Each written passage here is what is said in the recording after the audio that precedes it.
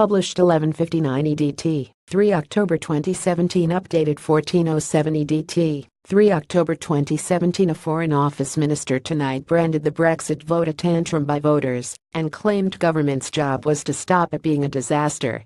Sir Alan Duncan faced immediate calls for him to be fired over his contempt for the 17 million Brexit voters after his remarks emerged.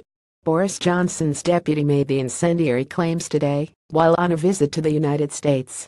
Sir Alan, a Remain campaigner, said traditional blue-collar Labour supporters had been stirred up by the immigration issue in the final days of the campaign.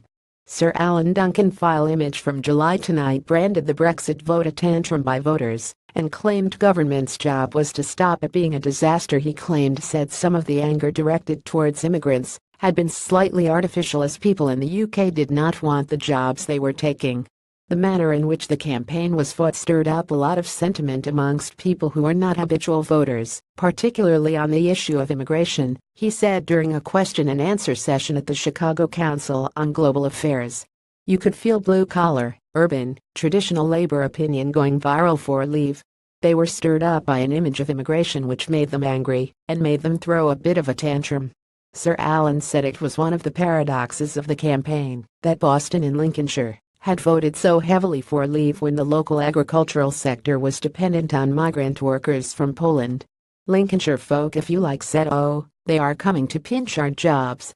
Well, they won't do the jobs themselves anyway, so it was a slightly artificial anger, he said. Sir Alan, who is the Minister for Europe and the Americas, said the government was now trying to make the best of the result. We have to make the most of what we are now required to do by the referendum to try and turn it into an opportunity and not a disaster, he said.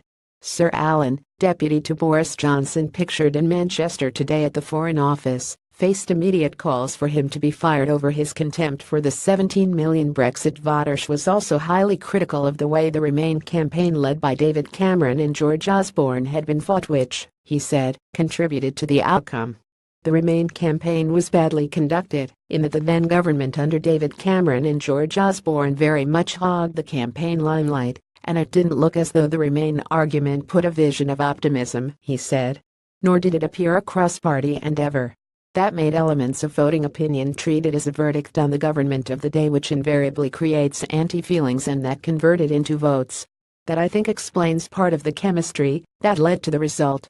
In his first intervention as UKIP leader, Henry Bolton, pictured on Saturday, after winning the UKIP leadership, claimed Sir Alan was symptomatic of a patronizing political elite. In his first intervention as UKIP leader, Henry Bolton said, "How can a man who is meant to represent the UK in Europe feel that way about the majority of the people in the old joke about the Foreign Office must be true. It represents foreigners in Britain, rather than the other way round. It is clear that the minister represents the interests of Europe, rather than the interests of the UK. The contempt that he shows towards the 17 million is a disgrace, but is symptomatic of a political elite who despise the ordinary people of our country and their hopes and aspirations.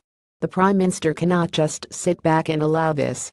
Her authority and credibility are already in question, and the words of her minister will undermine her even further if she doesn't act. How can those millions believe her leadership in negotiations, and how can our EU colleagues not laugh at her if she fails to do so?"